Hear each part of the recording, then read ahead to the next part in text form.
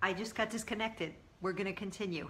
So this is part 2 of inner voice.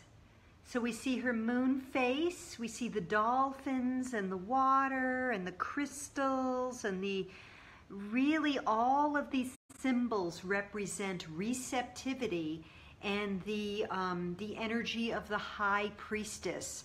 So sorry about that. I got disconnected, so we'll see how far we get. So this is inner voice, and this is the high priestess. This is the archetype of the feminine receptive principle, the mastery of receptivity, which is the priestess in her state of channeling. So this often is indicated by, if you know anything about the Pythonesses, or the Pythia, they were called. They were the Greek priestesses who sat in trance state in the temple of Apollo during the high point of Greek culture. And they would go into a trance state and breathe in these fumes from a crack in the earth and deliver, people would ask questions of the Pythia, and they would deliver these sort of rhyming or symbolic messages. And, oh, I'm having some technology difficulty. Anyway, so here we are, I'm back again, doing this video on inner voice, high priestess receptivity. So we have been living for 6,000 years in a culture that really emphasizes the mind, the left brain, the rational. Hi Liz, hi Jean, hi Irvin, welcome. So we've been living in 6,000 years of culture where the left brain, the rational mind, has been emphasized in Western culture primarily, particularly. And because of that, we've highly developed these rational brains. And there's some great gifts to that.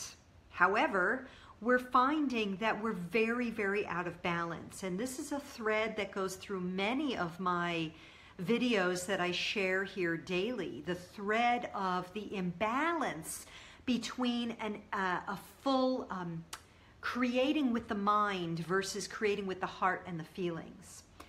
Creating with the left brain or just being left brain emphasis and not being right brain emphasis.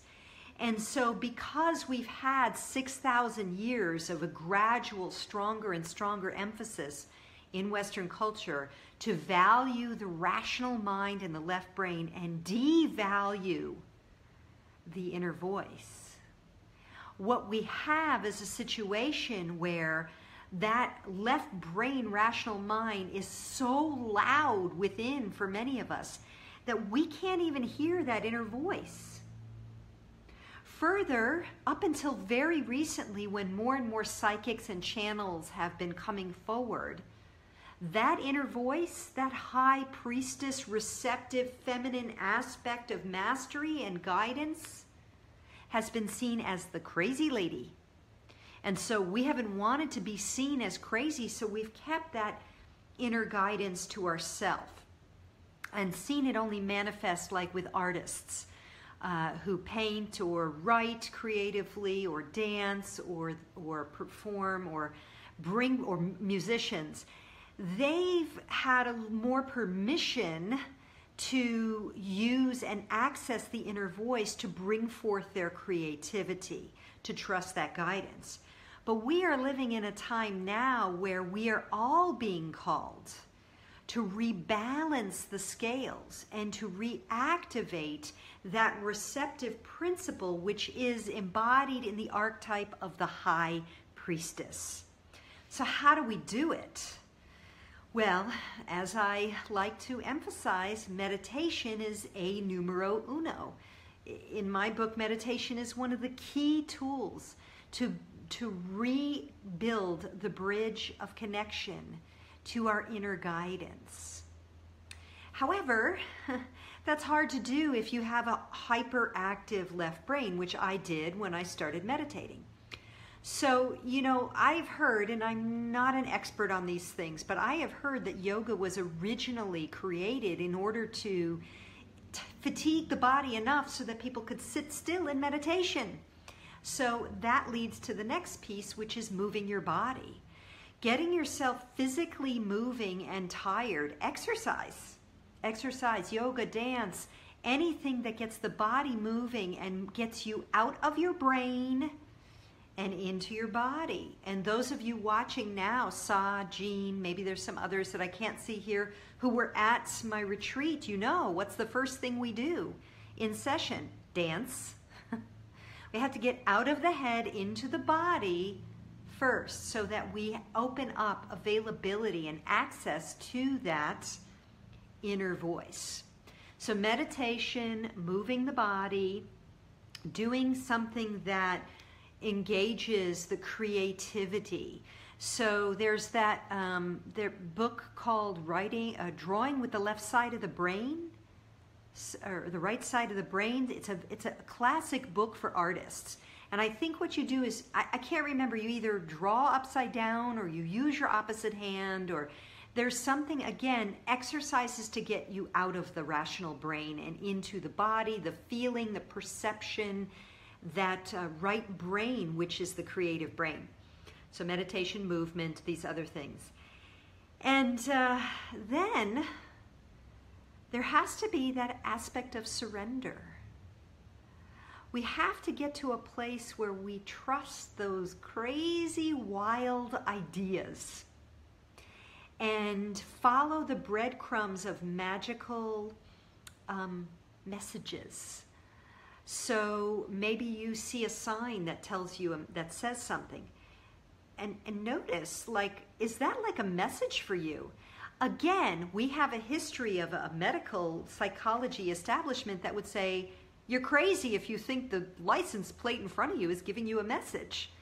But those of us who are walking the magical path know that when we see repeat numbers over and over again, when we see our magical favorite number over and over again, when we see symbols that and we start to connect the dots or the breadcrumbs, we start to realize that there are messages from our angels and guides guiding us along the way. And the trick is to follow them, because until we can get still enough in ourselves to really be that high priestess of receptivity and receive the guidance, a lot of times it comes as external breadcrumbs. So here's a way that that's happened for me recently, and it's extremely magical, and you'll hear more about it soon, and I'm super excited about it, and it came out of left field. So I'm here in this part of Ubud, Bali, that the traffic is insane when I go out there sometimes. And so I've had a hard time sort of just cruising around and looking around because I'm busy like focusing on the traffic. So I haven't adventured a lot, but I did find a few of my favorite coffee places. Coffee is my indulgence of choice. And so I found this one coffee place that wasn't super populated, and I've been going there. They have good cappuccinos. And right across the street, I saw a little shop. It says Beads. Now, I promised myself I wasn't going to buy a lot of stuff here because I have a lot of stuff. I don't need to buy anything else. But I love beadwork. I used to do beadwork, and Liz, if you're still on, you remember when we were young together at concerts, I used to do beadwork. So this is like for me, like, oh, do I go in there? I better not go in there. I'm going to end up spending money. Well, I went in. And it has been a magical, magical unfoldment of connection that felt divinely guided, right down to this here moon face. Because one of the pieces of jewelry that this beautiful Balinese artist has been making are these bracelets with these moon faces. And some of you may have seen the things that I've shared there on Facebook in one of my, I think it's called the Magical Places photo album. I've got some on there. So long story short, I have an opportunity to bring these forward to some of my sister friends, if you want some, for an extraordinary price because of a whole bunch of magical things that happen, and his need and me being in the right place at the right time and being guided. And They're very special. So I already have a number of friends who've purchased them. If you love beautiful beadwork that's coming from a really authentic artist that will be a fair trade purchase, by all means go look at that album or private message me and I'll share it with you. But I don't need to do that. But it was a magical serendipitous opportunity for me to help this beautiful Balinese artist right when he needed it and bring forward this beautiful art that has been secret and hidden and in exclusive contract for 20 years. And I happened to be in the right place at the right time. Why? Because I followed that inner voice, that magical moment where I said, screw it, I'm going in there. I want to see what this beadwork is. And so it's super exciting. So this is the kind of thing that happens when we follow our inner voice. And the trick, of course, is to trust it. That's the trick, because the mind comes in and starts yakking and telling you all the rational reasons why you should do something else, or you shouldn't do that, or maybe you need to think about this first, or all of that. That inner voice is quick. You feel it in your body, and it's not, oh, let me think about it. It's that feeling. It's that feeling of, oh, yes, or oh, no. And we have to practice to get good at trusting that. And this is where things like tarot come in really handy, because when we're making choices and we've been so disconnected from trusting that inner voice that we have to relearn how to get connected with it again. So it takes practice. Tarot has been a great tool for me. Muscle testing is another beautiful tool. There are many ways to muscle test. You can probably find a bunch of things on YouTube about that. You know, there's like, there's this one, and then there's leaning back, forward. There's a few other ones. So, and there's pendulums. Pendulums are a great way to also make choices. And they all, the idea is not to get dependent on a tool, but to begin to remember how to listen to that inner voice. And again, this is the archetype of the High Priestess. It's the archetype of the feminine power in her receptive and yet leadership role, her authority, personal spiritual authority. Someone who can read the oracle and provide service and answers to others in need. And she does that by accessing her inner guidance, either because she's a channeler, a trance channeler, or because she's just connecting. She's just connecting. And again, to just review the card again, because I reviewed it on the first segment of the video before I got cut off. So let's look at these images again. This is a gorgeous, gorgeous card. So you could see this woman's face at the top. There's two faces. There's the moon face and the woman's face. And the woman is wearing this crowned headdress. It's a crescent moon. And look at all of that energy flowing into her crown chakra. It's being caught by the crescent moon, which is a symbol of the goddess. And she's just receiving these divine downloads. And other aspects of this card, the moon, the receptivity, the reflectiveness of the moon, that crystal there underneath the moon face, the dolphin swimming in the ocean, all of these are symbols of the receptive power of a priestess who is divinely connected to her own inner wise power self. So just to wrap this up, the High Priestess as archetype is not just for women.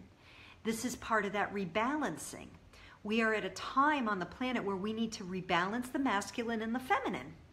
So the masculine principle also associates with the left brain and the rational. The feminine principle, not just women, the feminine principle associates with the receptivity, intuitive, creative.